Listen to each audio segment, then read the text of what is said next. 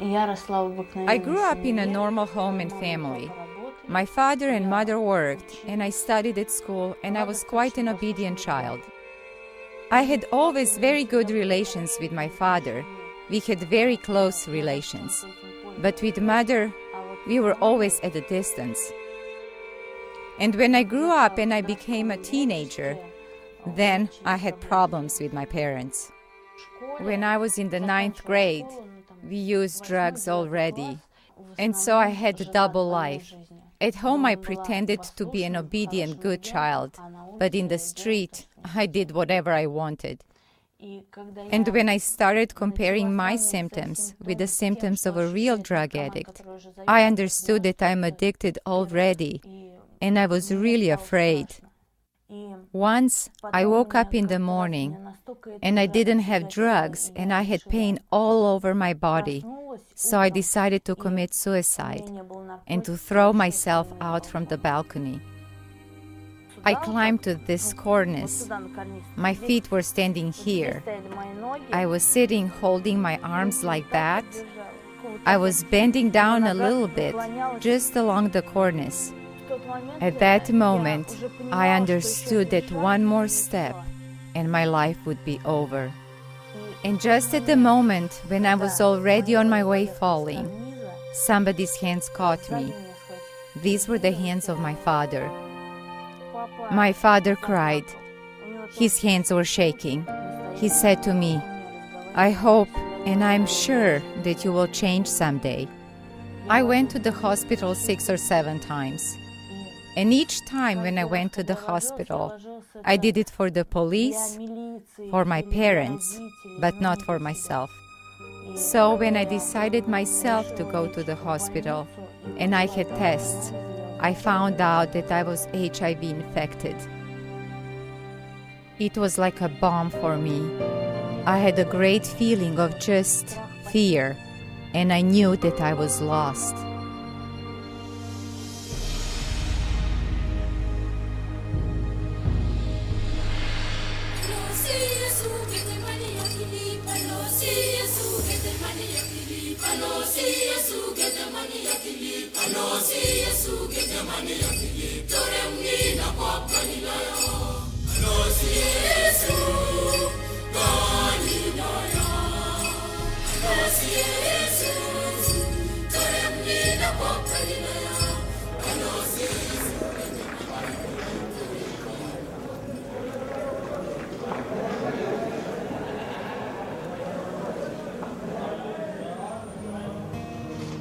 I'm Makaya Johannes Olivier.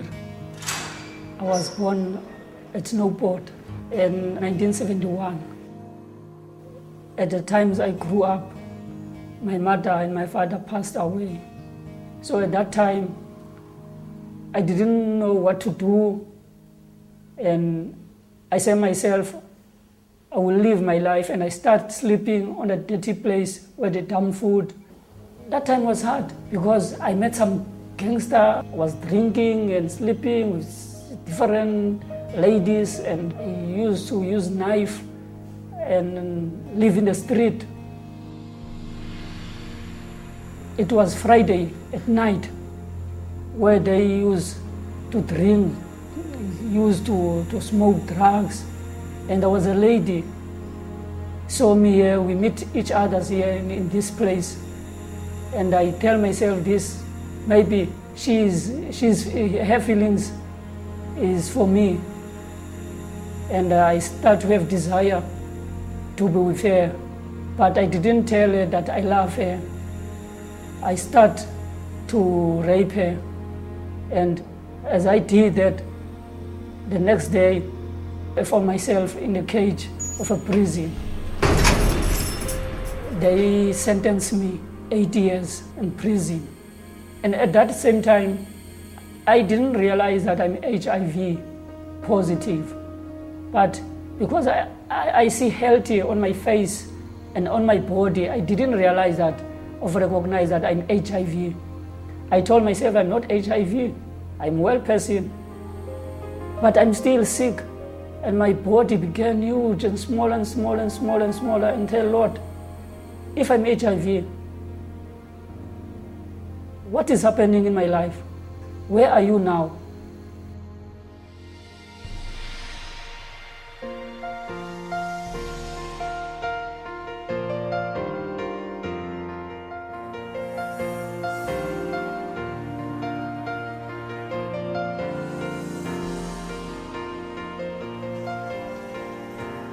Both of my parents came from Taiwan, but were born in China. They immigrated here to come here for graduate school. They were married in New York. My parents, we weren't Christian, but they raised me with traditional Chinese values, work hard, do well in school. Bless the food in front of us. In Jesus' precious name we pray. Amen. As a kid, I was pretty well behaved, and yet I kind of knew I was different. You know, I mean, right off the bat, just the way I looked. You know, I was Chinese, and most of the other kids weren't. I was smaller than most of the other kids, and never good at sports, and so I never really fit in. Then, at an early age, I was exposed to pornography when I was just 9 years old. That really gave me a distorted view of what sexuality is and what God intended it to be. And it was at that point that I realized that there was this attraction that I didn't really understand to both sexes. Then when I got into dental school, I moved down to Louisville, Kentucky, which is 6 hours away from Chicago. And it was then that I began to experiment with all these things that, most kids experimented in college, going out to the bars and just, experimenting, sexually. Along with going to the bars, I came across some the gay clubs, and so I started going to those and decided that this is the way, this is who I was. One day he came home around Easter. He admitted he was living in the gay lifestyle. Was in and out relationships, and just really it wasn't fulfilling. I still was lonely, and so I looked for, satisfaction elsewhere, and I started doing drugs. Being a dental student, I didn't really have much money, so I had to, kind of scrounge up just to pay for $30, $40, per hit.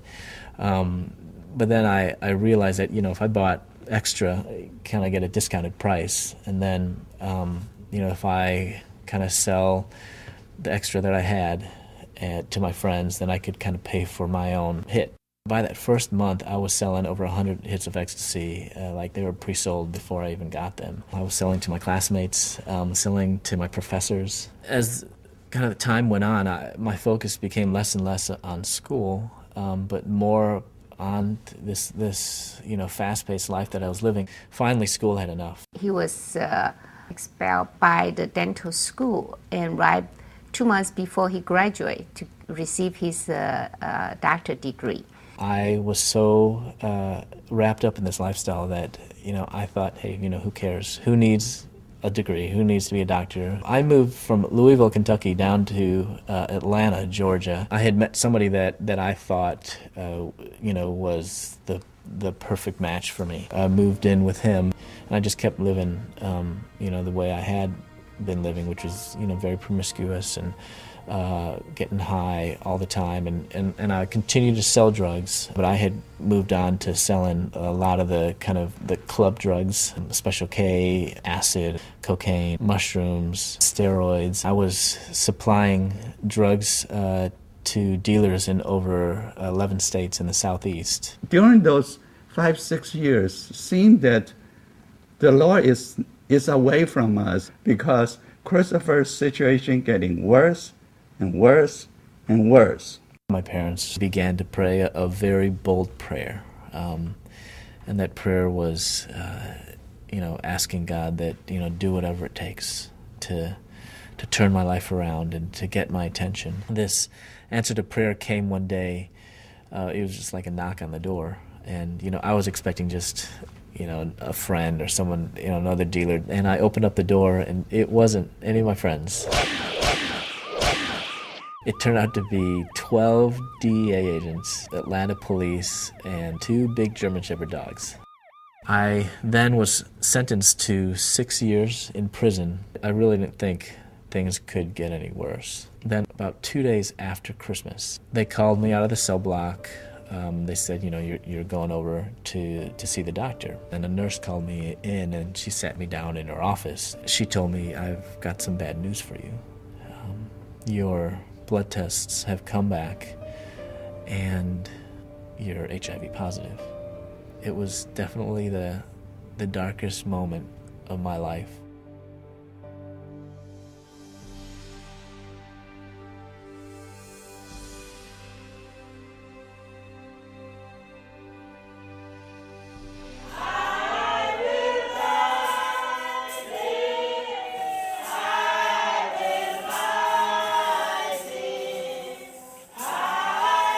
I was at the age of 14 when I got to be a Christian.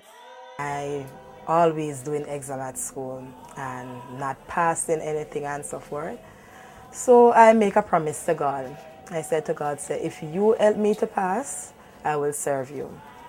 He let me pass 2 times. At the age of 20, I met my husband and I got married. Going into the church, I was marching into the church. My husband was standing at the altar. At this point, I was about to faint when I was standing at the altar. This is when Rose was doing the ceremony. I officiated at their wedding. I was the marriage officer. And then after they got married, the husband began to get sick. And I asked her many times, is there something wrong? Why he's so sick all the time? But he wouldn't say a word until things get really worse. He only kept on saying that he's sick, he's not going to make it. And the last lie that he told was that he had cancer. She was so concerned. She kept on, she says to me, Mom, I don't believe a word he's saying. I don't think it's cancer. He was asking me if I found out that if he is sick, if I would leave him. I told him no. He asked me if I found out that he have a disease, if I would leave him. I also told him no. And asked him why. So I said to him, well, remember our married vows? We said for better or for worse, in sickness and in health, till death do us part. And I decided that I'm going to stick to my side of that. And he told me that he is HIV positive. I found out in 1998 and he died in 99. I was a bit shocked, but I was also anxious to go and did the test also because I wanted to find out if I was negative or positive. I was married 2 years before I found out that I'm positive. And that really, really devastated her life. I told my father and my mother. It didn't went well. They didn't say to me that, yes, we are going to see you through this or anything. It's like they didn't want nothing to do with her. And she suffered a lot with rejection and abandonment. My son, my handsome son. My name is Siobhan Flemings and I am 8 years old. Everything, all about him, he's not serious about anything. Hi, young man. You are not working with me at all. He's a good boy. I love my son very much. About 3 weeks ago, we were here lying down and I was saying to him, Siobhan, have you ever seen on the television about HIV/AIDS? He said yes. So I said to him, I'm going to explain something to you. I don't know if you will understand, but I'm going to try and explain. So I said to him that you are HIV positive. First, I never knew I have HIV. And then she told me that I have it. I was born with it. It's sad. It's very, very sad for children to suffer. I have headache, belly ache, and fever. There was a time when he was so sick, even I didn't know he would make it. He was at the age of 4 and he could not walk in. He went down so small that I thought he would die. He came down to skin and bone. All you could see was a big head. The doctors work on him until eventually he's up and moving again.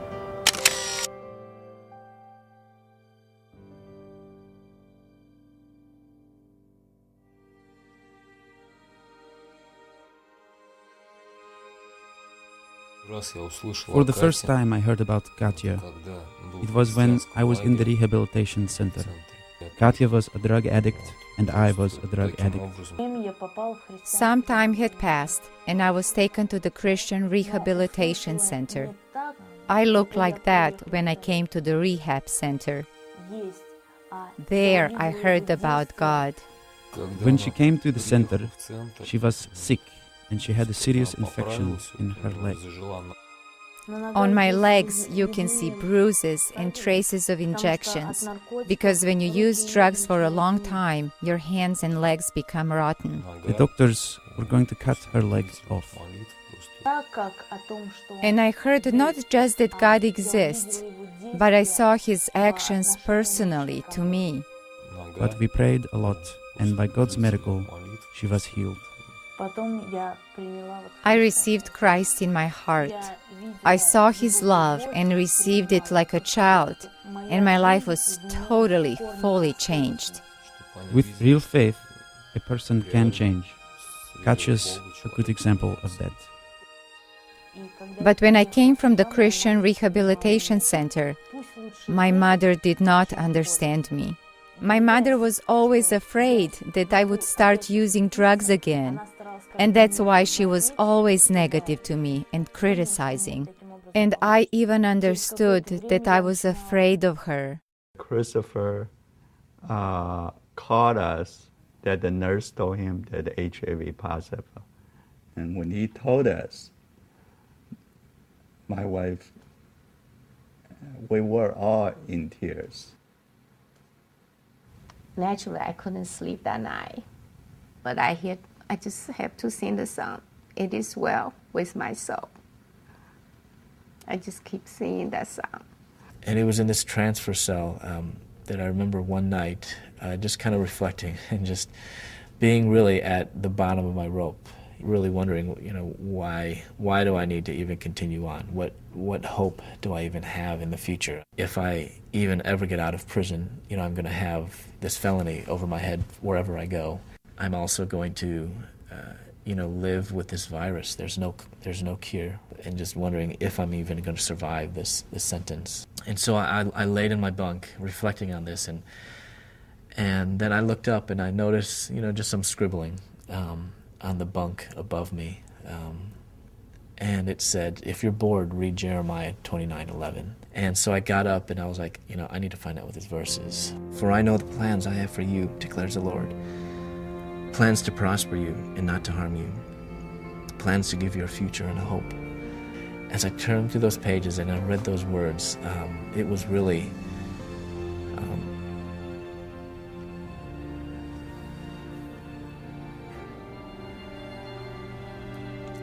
I knew that God was speaking directly to me that moment. Because in my the darkest part of my life, when I really had no more hope, God spoke to me. God was telling me that regardless of what you had done before in the past, regardless of who you were, that I still have a plan for you. And that plan is going to give you a future and a hope. He is the modern-day prodigal son. For many people, going to prison or getting HIV would be their worst nightmare. But it took prison to get through to my hard head. When the sickness attacked me, they tell me I have a TB, a double pneumonia. I spit the blood on my mouth, and I don't want to die here now. I'm asking myself, where now? To whom must I cry now? And I can't go to my family sick, HIV, because I know they will not take care of me. And the Lord provided me some people like Hans and Ruth. We were working in the Paardeberg prison, which was the prison where we started doing our prison ministry some years back. And he came in and joined the group that we were doing Bible studies with. He was such a quiet little fellow that he became part of this group almost without us noticing. But of course, little did we realize that he was going to impact our lives the way he ultimately did. I started loving them. I was connected with them like my parents. And at the same time, I said, Lord, today I will call you as you have told me that I must call you, you will answer me. And I call you now, Lord. Change only my life. And at that time, I accepted the Lord. He is so anxious for other people to know that there is hope beyond HIV. So he's really an example of hope that someone can have despite their HIV status and despite being in a prison. My Christianity must not stay at the prison. I want to go with it outside and spread it outside so that those people must see that I was not a liar when I was talking that they must accept the Lord Jesus Christ.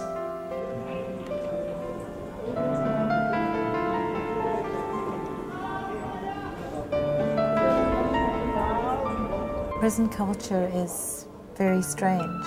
Although one dislikes the noise in the prison, there is a type of a security. And if you ask inmates, what do you fear most?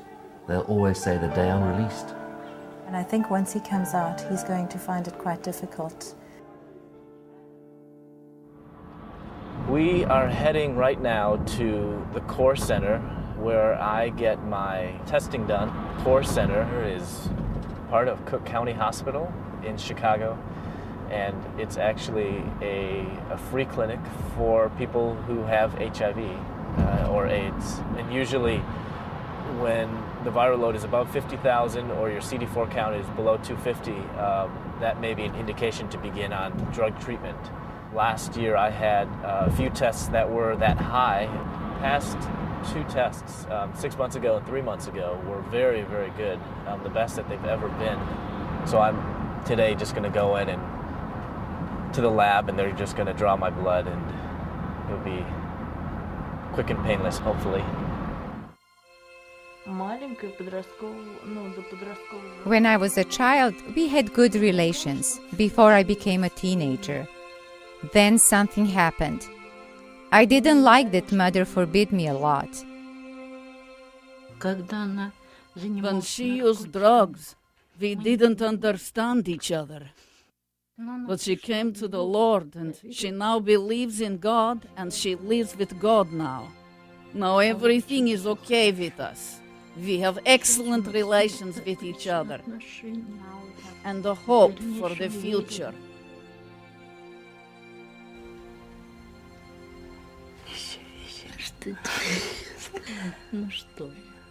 What can I say? I love you. Sometimes I feel very scared. Sometimes I was scared. I think it's normal. We are all people, not robots. Yes, there are times when she's afraid. She's afraid because we are human. I mean, I think everyone wishes that we could just go quickly. But having HIV, that's not probably the way it's going to be. Having a disease does not mean the end of the world. I think we all need to figure out what is it that God has called us to and not to waste time. Even if you're going to die, there's a life beyond this life. AIDS can't keep you out of heaven. The disease is for the body, but the soul is for the Lord. If you're a Christian and you have a disease, whatever it might be, you know that when you die, you're going to go to a place where all the former things will be passed away. Where I'm going, I'm free because He has set me free. People don't believe in God, but there has to be a God to help people like her and others. My Jesus never failed, but He's always in time. That's right. God is really good. I'm still alive, and I will still live because I have hope. You shouldn't lose hope. Hope. Give your future and a hope. hope beyond HIV.